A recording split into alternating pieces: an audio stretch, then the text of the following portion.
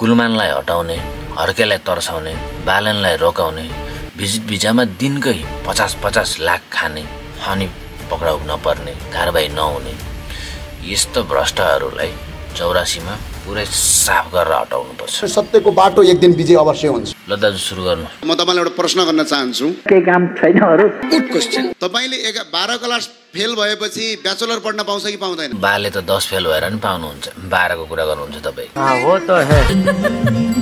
यो को छ अहिले प्रधानमन्त्री खाते? म चोर डाका टोले गुण्डा साले के भन्ने त अब यो कहिले राम्रो गर्ने होइन यार। पटक पटक गरेछ। तिम्रो जस्तोले गर्दाखेरि यो देश बिग्रियो। तर तिमी को? झोले भन्छ कि क्या? म नेकपा एमालेको झोले हो। कोही मान्छे झोले नबन्नु होला। किन लेखाएको कुरो टर्दो रहेछ आखिर? जन्मिँदै निधारमा झोले लेखेर जन्मेको के गर्नु त अब हैन? बाउ एमालेको हुन्छ, छोरा हिजोआजको रासपाको हुन्छ। छोराले भन्छ मैले जाने भन्छ, बाउले भन्छ मैले तँलाई जन्माएर हुर्काएर लोकतन्त्रलाई 17-18 वर्षको बनाएर बुढाहरूले के काम लाग्यो त भन्ने खालको अवस्था छ। तर केही लचरबाट लगाउन सकेन।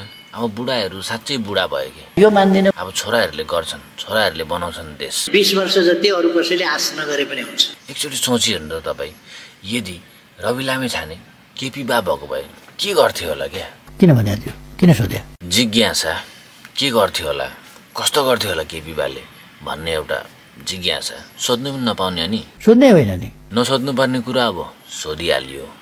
अरू चाहिँ त्यत्रो काण्डमा मुसिन्दा पनि कारबाही नहुने, बाहिर उफ्रेर कुदिरहेको छन्। रवि लामेछाने चाहिँ डाइरेक्ट त्यो सहकार्यमा इन्भल्भ नहुँदा पनि यताबाट घुमाएर उताबाट घुमाएर जेलमा बस्नु परेको छ, पदबाट राजीनामा दिनु परेको छ। यदि ठ्याक्कै यो तपाईँलाई हुन्थ्यो भने, यदि तपाईँ रवि लामेछाने हुनुहुन्थ्यो भने अनि तपाईँलाई अहिले तपाईँ जेलमा हुनुभएको थियो भने यसरी के गर्नुहुन्थ्यो? यो अलिक तरिकापूर्ण प्रश्न पनि भएन। मन्त्री जस्तो मान्छे भएर तरिकापूर्ण प्रश्न भएन भनिदिने, यो प्रश्न मिलेन भनिदिने, प्रश्न सोध्नेलाई थुन दिने, तपाईँलाई अलिकति लाज लाग्दैन? लाजै लाग्यो। लाज मात्रै होइन बा, नाङ्गै पारेर खेदाउँछन् यस्तै पाराले हो भनेदेखि। तर अझै समय सकिएको छैन, बचाउनु सक्छ एमालेलाई।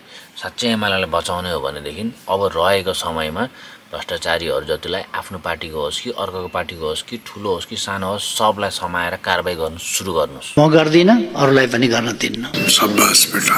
तपाईँहरूले गर्दैन थाहा थियो भ्रष्टाचारीहरूसँग यसरी मिलेको छ, कसरी गर्नु। अब राजसभाले गर्छ, 84 सम्म पर्खिनु, राजसभाले गरेर देखाइदिन्छ। यस्तो पनि हुन्छ काहीँ? हुन्छ, 84 मा सबै ठीक हुन्छ। आजको जमानामा यस्ता कुरा पनि पत्याएर हिँड्ने? हामी उस्तै त्यस्तै दुरुस्तै हुनका लागि होइन, मुलुकको मुहार फेर्नका लागि आफ्नो तर्फबाट योगदान दिन सक्छौं भनेर रिस्क लिएर साहस गरेर गएका हौं। अनि के भयो बा, अगाडिबाट हान्ने गोरु आएको जस्तो यसो गरेर हेरिराख्नु भएको छ, के सम्झिनु हो? मैले हाम्रो घरको एउटा तिल्के भन्ने गोरु थियो, त्यो सम्झेँ। तिल्के गोरुले हान्यो भने नि बा भुँडी फुटाइन्छ बा, सकाइदिन्छ। कस्तो मजाक गरिदिने यार हरेक कुरामा, कस्तो मान्छे। केपी ओली भनेको त नेपालको सबैभन्दा ढाँट हो। म नेकपा एमालेको झोले हो। रातभरि चोर्न हिँडे जस्तो अनुहार नि। कस्तो देखिन्छु भन्ने त म पनि ऐना हेर्दैछु नि कहिले कहिले। हामीलाई नयाँ पो यसरी हेप्ने हो। हेप्ने मात्रै होइन बा, तपाईँको सब पोल खोलिदिइसक्यो, यिनीहरूले सकाउँछ तपाईँलाई। कम्बोडियातिर पनि छ अरे तपाईँको कति, उता अमेरिकातिर कति हो पनि भन्दै थियो। अमेरिकाका ब्याङ्कको आधा सम्पत्ति मेरै हो। कामसाम केही छैन, भत्तै थापेर यत्रो सम्पत्ति जम्मा पार्यो भनेदेखि तिमीले झन् दुर्गा परसाईहरू जस्तो त व्यवसायी हो, उनीहरूको त झन् कति होला। ल मेरो देखाउनु त यो कुरा प्रधानमन्त्रीलाई च्यालेन्ज। राम्ररी हेरिहाल्नुहोस्, इतिहासमा यस्तो अब कहिले पनि देखिने छैन। हेर्नु चाहिँ कता हेर्नु बा, कता? यता गाले यतातिर हेर्नुहोस्, यता गाले यतातिर हेर्नुहोस्, यता गाले उतातिर हेर्नुहोस्। जे पाए त्यही बोलिदिने, चुतिया बनाया तुमको। जे पाए त्यही गरिदिने है। तिमीले जे पाए त्यही अब नेपालमा गर्न पाउँदैनौ। नेपाल कम्युनिस्ट पार्टी एमालेको अध्यक्षलाई मेरो च्यालेन्ज हो। हाँसी पुग्यो त बुढा त। दाजु तपाईँको त मजाक उडाएर आएछ त, अब के गर्ने? अब राजा ल्याउने, राणा ल्याउने। अचम्मै गर्न लाग्यो यो। राजा फर्काउने पनि नेपाल र नेपालीको लागि धर्म हो। कता फर्काउने? अघि पछि कता फर्काउने? भयो क्या दाजु, भयो, सक्दैन तपाईँले केपी बासँग, सक्दैन। अब लडाइँ झगडा नगर भयो। केपी ओलीसँग त नि एक थोपो रगत हुन्जेलसम्म केपी ओलीसँग लड्छु क्या। कैसा लगा मेरा मजाक?